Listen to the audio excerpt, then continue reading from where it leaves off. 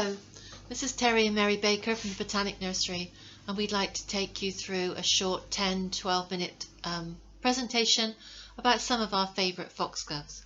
We hold the national collection of foxgloves for plant heritage. It's something that we love to grow, and it works very well with all the woody shrubs that we grow on the nursery as well.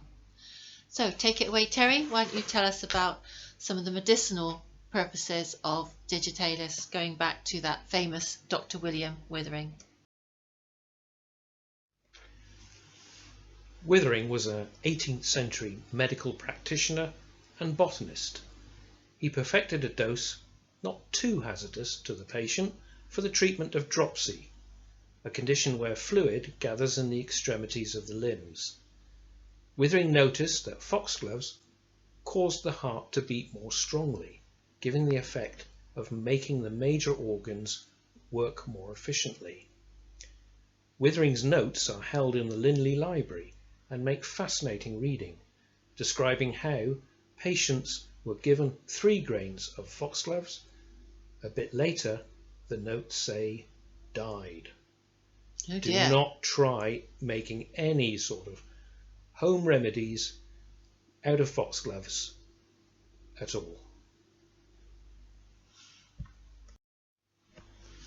So here we have Digitalis purpurea. This is the native form that you can be seen in all sorts of areas up and down the United Kingdom. You'll notice on that pinky purple one there that the flowers are mostly all down one side of the stem. There is a slight advantage to this in nature in that the seed can set more readily. On the other side you can see the beautiful white form, Digitalis purpurea F. albiflora. This is a form that was perfected by Gertrude Jekyll in her famous garden. It took her over 20 years to get this, and thanks to her hard work, it's something available to everybody today. These are biennials. They have a 2-year life cycle, which means they set the first year growing beautiful big cabbage rosettes of foliage, which give it the power and the strength to send a beautiful tall stem about 5-6 foot high in the subsequent years. One of the greatest attractions of foxgloves is the spotty interior to the flowers. These of course serve to attract bees, which are the main pollinator. In this form, Digitalis purpurea Pam's Choice, selected by a lady named Pam at wayside nurseries in America, here the spotting and chocolatey blotches are taken to almost extreme. They make a particularly attractive foxglove, growing to about 1.5 meters high and coming from seed. Another one of our favourites is Digitalis apricot. I know it's pink when it opens, but it is quite apricot in bud, and a very, very beautiful one. It's very good mixed in with roses in open sunny sites in the garden, but it also does quite well in the shade as well. On the other side you can see my particular favourite. I love it. It's Digitalis sugar plum. It's such a beautiful combination of a purpley pink with that amazing dark purple centre as well. It's very beautiful, standing at about 5 feet high, and it has lots of slender side stems of flower as well. Both of these and the preceding 2 are all biennials which set lots of seed, so they're very easy for you to keep for subsequent years.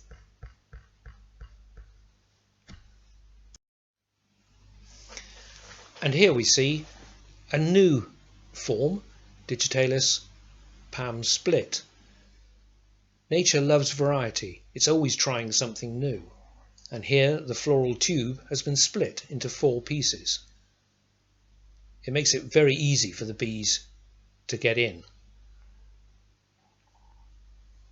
The other nice thing about this one is the side arms, which carry the show on for a much longer period of time. As I say, foxgloves are one of those plants where nature likes to try new things. Here we see Digitalis purpurea campanulata. It's got nothing to do with campanulas, but each terminal floret, that's the flower at the very end of each stem, will carry this almost campanula-like bell. If you save seed from this, about 40% will carry on this characteristic. It just occurs without any warning occasionally, and it's one of the things that we get more letters and phone calls about than anything else. Digitalis purpurea campanulata. And wasn't it noted in the herbals back in the 14th century? Yep, it's one of the oldest recorded ones we've had. Yeah, amazing. Here we can see the bumblebees happily at work. On the left we have Digitalis lanata, which refers to the silvery hairs. What are they called? What's the more technical name for those? Ciliate hairs. Ciliate hairs. See, Terry's the one that knows it all, really. Why don't you tell us about the markings on there? The white lip. Oh yeah. The bees, of course, see the world quite differently to the way we do. And that big white lip, which serves almost as a landing pad for the bee, is actually beautifully marked to the bee's eyes, and that encourages the pollinating insect to go within the floral tube.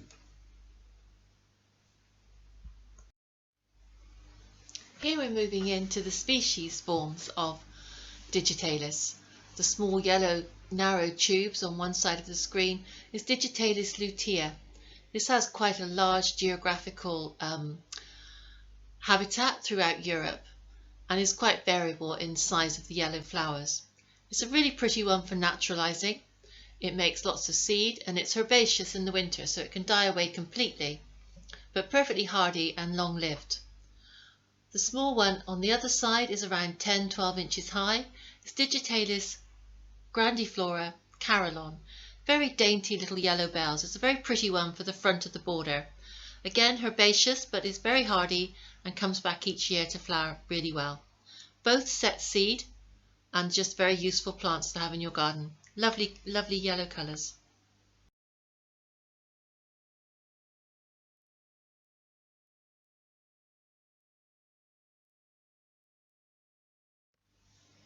And here we have Digitalis divisiana on the left. This is a relatively new foxglove to cultivation. In the world of gardening, of course, new means discovered in 1976. So all depends on your definition of new, I guess. But this is an interesting foxglove in as much as it's stoloniferous. It's the only foxglove which has a root system which gently, very gently, creeps through the ground. Grows to about 2, maybe 2.5 feet high. Very robust. On the right we've got Digitalis grandiflora. Again, like Divisiana, this is herbaceous and comes from some of the coldest parts of Europe.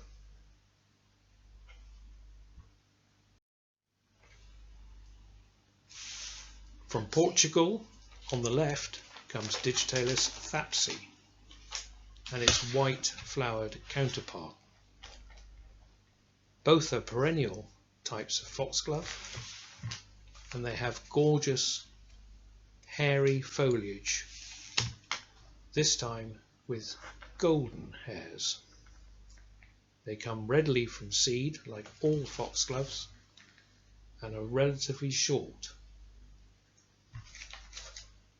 Their little hairs on the leaf serve to slow air movement over the blade of the leaf, thereby reducing transpiration, reducing water loss.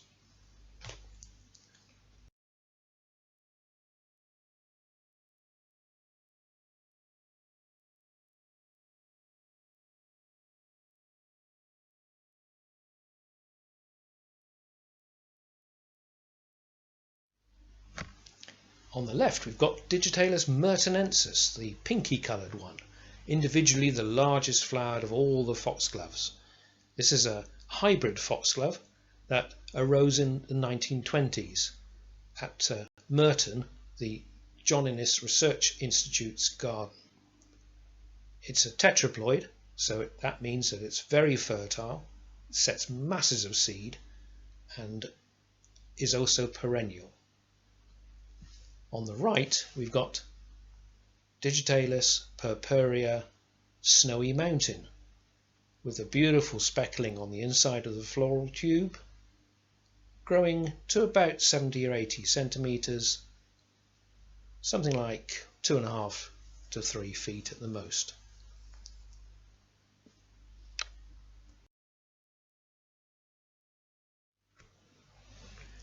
And Digitalis primrose carousel. The carousel part comes from the fact that the florets are held all the way around the stem. It's a gorgeous, soft, lemony yellow. Has a degree of perenniality, in as much as you can often get a third or even fourth year out of this one, growing to about 3.5 feet high. Digitalis haywoodii silver fox. I think if one had to have only one foxglove in the garden, this would be it.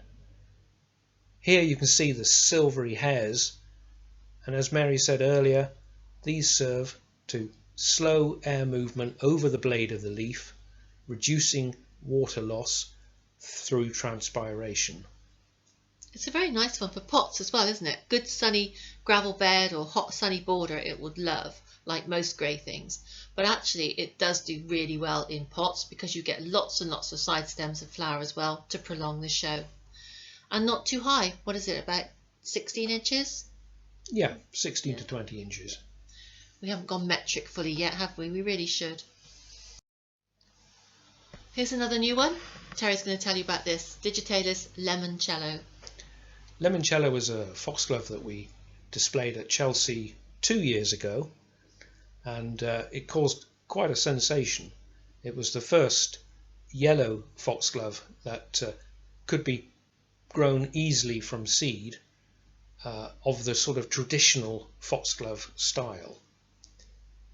Limoncello is a gorgeous foxglove coming true from seed, and again has lots of side shoots which do tend to make the floral display last so much longer. I like the way the float buckets are very sort of delicate, aren't they? They're not in your face, but still loved by the bees because, as you said, that they see the world so differently to the way we do. So now we're coming to the end of our slideshow. This is Digitalis smoothie cerise. If you've enjoyed seeing some of the pictures there's lots more you can see on our website, www.thebotanicnursery.co.uk. There's lots of slides of all the images there, and there's lots of information on the seed and plugs that we do sell and are available now from the nursery by mail order. So this one is Digitalis smoothie cerise. It's one of Terry's particular favourites. He loves the coloration and the delicate throat markings. Very good in hot sunny borders. Anything else you want to say about this one, Terry? Everyone should grow it. Thank you very much for listening to our little presentation. We hope you enjoy the rest of your time at the virtual flower show, and do take a look at our website again. If you have any questions, you want to ask any questions about foxgloves, we're always happy to answer them, and you'll find our email address on our website. Thank you very much. Bye-bye. Bye-bye now.